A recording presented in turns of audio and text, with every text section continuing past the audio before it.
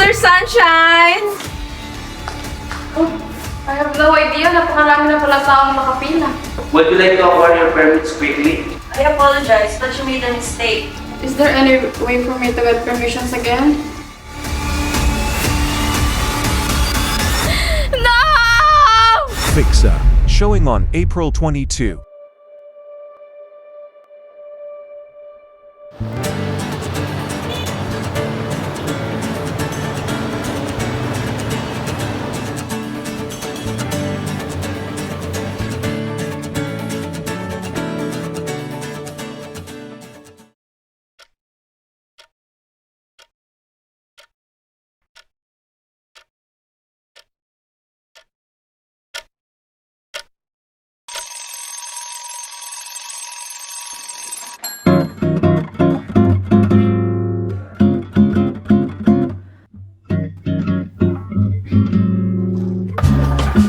Good morning, Mr. Sunshine! I am so excited today dahil ngayong araw pwede na akong kumuha ng business permit para sa itatayo kong business. I waited so long to have my schedule set. So wala nang paligoy-ligoy pa. Punta na ako ng municipal hall. You dare look at me that way. I don't need reminders of how you don't feel the same. Oh, the burning pain. Listening to you heart pump out some new soulmate. She's so perfect, blah blah blah. Ba ba da ba da da da da. Ba ya da ya ba da. Ba ba ya da ba da ba da ba da ba da ya ba ba ya da da da. What's a girl? Magandang bago po, ma'am. Magandang bago po, sir. Morning, ma'am. Magandang bago po, ma'am. Magandang umaga din po, kuya. Pwede ko maitanong kung saan po pwede kumuha ng permit? Pag kukuha po kayo ng permit, pumunta lang po kayo dun sa kanan at may mag-assist po sa iyo. Thank you po, sir. Oh, I have no idea. Napakarami na pala taong nakapila. No, I must not attract any negative vibes. Be positive, Elena. Simula pa lamang ito para maabot ang ating mga pangarap. You have to hold into your hope.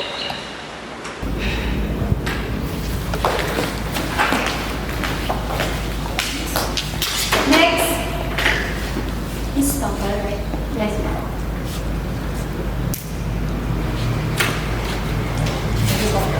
Next!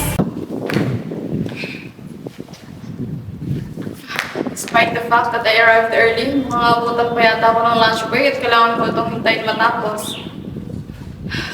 Pero syempre, hindi tayo pwedeng sumuko. I am willing to wait for a certain number of hours merely to receive my permit. It's only the beginning and the amount of time will change my mind para may patayo kong aking business which I've been dreaming about and planning for years. Next! Mr. Rodriguez. Good morning, ma'am. Yes? I'm Elijah Mariano. Would you like to acquire your permits quickly and go home early? No thanks. I would like to get my permit in a legal and proper manner. Good morning, ma'am. I'm Elijah Mariano. Would you like to acquire your permits quickly? That means that I can go home early without waiting for too long. Pero may darating ba? Sure, no problem. Good morning, ma'am. I'm Elijah Mariano. Would you like to acquire your permits quickly?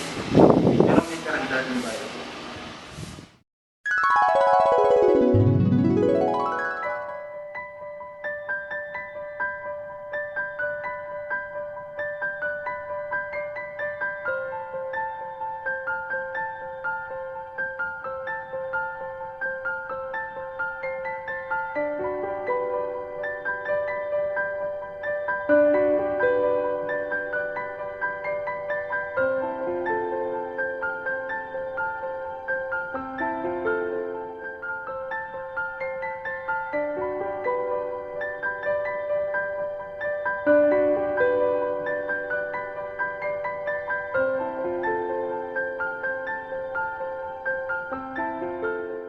Okay, I will be happy.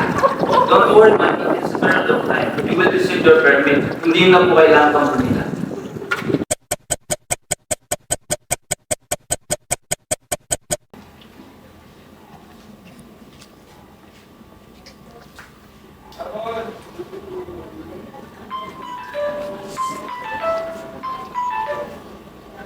Good morning, is this Helena Suarez? Yes, speaking. Who is this? This is Miss Guevara, the Secretary of Miss Casco from the Business Permit and License Office. I would like to request your presence in our office this Monday at 10 a.m. Thank you so much, ma'am. Thank you po.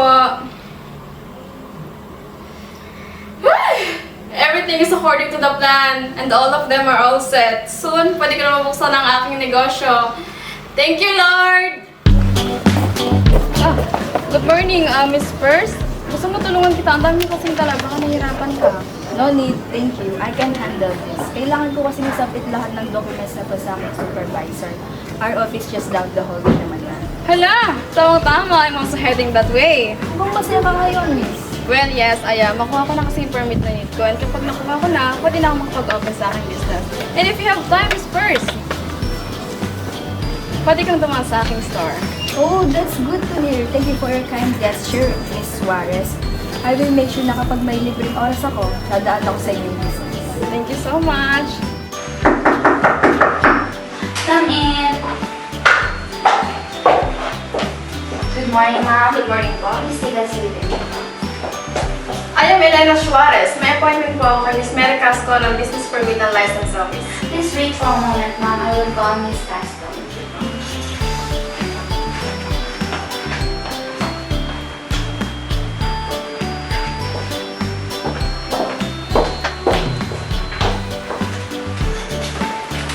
Good morning, ma'am. Miss Elena Suarez, right? Yes, ma'am. Wala nang paligoy-ligoy pa. Didiretso na kita, Miss Suarez.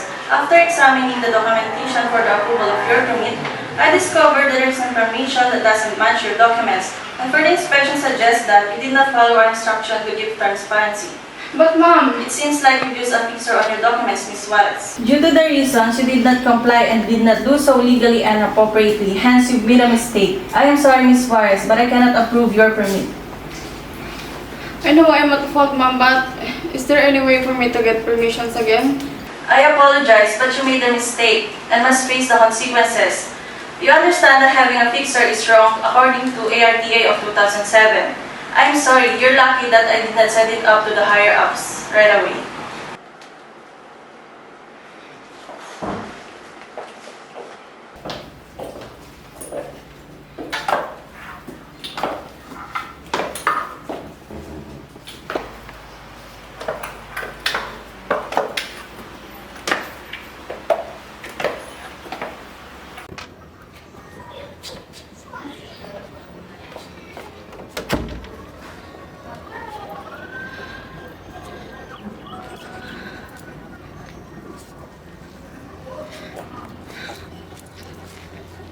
I know I'm at fault and deserve this since I've done something morally wrong.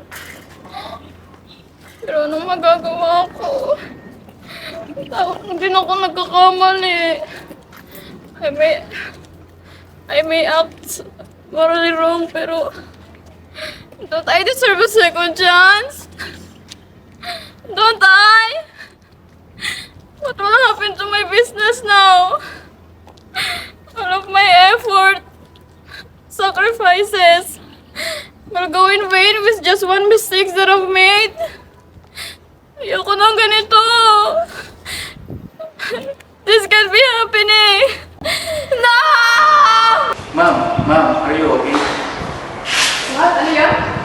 As I said a while ago, would you like to acquire your permits quickly? No, thank you. Gusto kong kunin yung permit ko and documents ko properly and legally. Okay, ma'am. Thank you. So, all of you must know how to differentiate whether the documents are transparent or not. Legally or illegally. Because it happens whether we like it or not. You copy. Yes, Mr. Yu. Okay. So, you must know that we hold a principle, and that is, Mr. Rivera? To be ethical in all matters and have transparency in every transaction we make. That is correct. So, because according to the Republic Act 9485, or the Anti-Red Tape Act 2007. This will aim to promote transparency in government with regard to the manner of transacting with the public by requiring each agency to simplify frontline service procedures, formulate service standards to observe in every transaction, and make known these standards to the clients. Yes, Miss? What is the consequence when you are committed? Oh, that's a good question. Miss Castillo, right?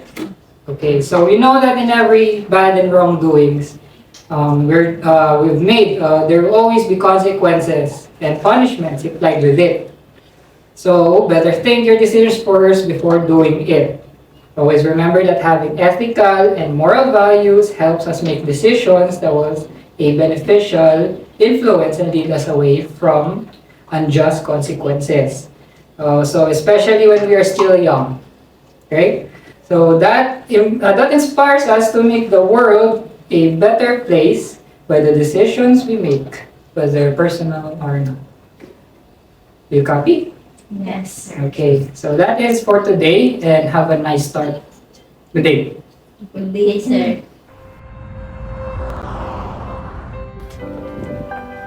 Maraming salamat po sa pagdala sa pag-open ng aking store. It's a big pleasure to me. Maraming salamat po.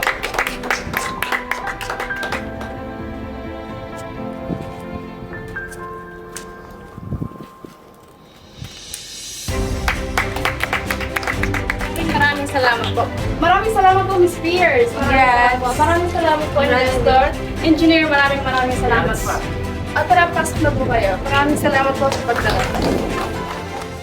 Ma'am Elena, anong maipapayo mo sa mga taong katulad ko na gustong matagumpayan ang pangarap? Well, yes. Isa lang ang masasabi ko. In all of our decisions, they must act in accordance of our moral values. They must be genuine, fair, and honest when doing something. Because I believe, if you do righteous and good things, your actions will lead to prosperity and success. And vice versa if you do wrongful and bad things. Wow, congratulations. Cheers. Cheers!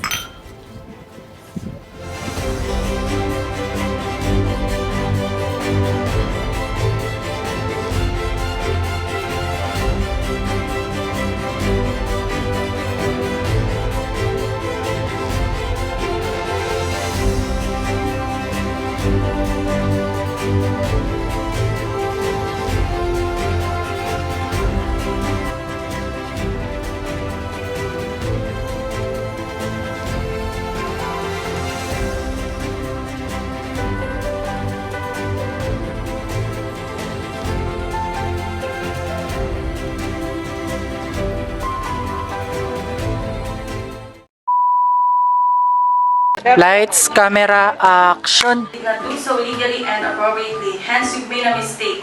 I am sorry, Miss.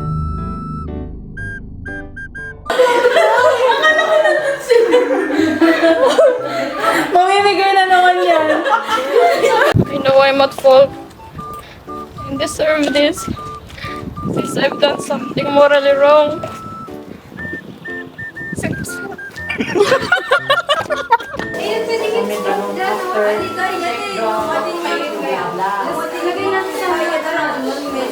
Happy 18th birthday, Jessica!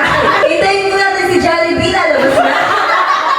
Anong maipapayo mo sa mga taong katulad ko na nagnanais ring maabot? Jessica, ano ba?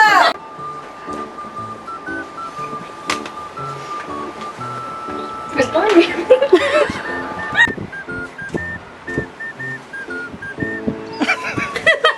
Ipapress mo lahat ng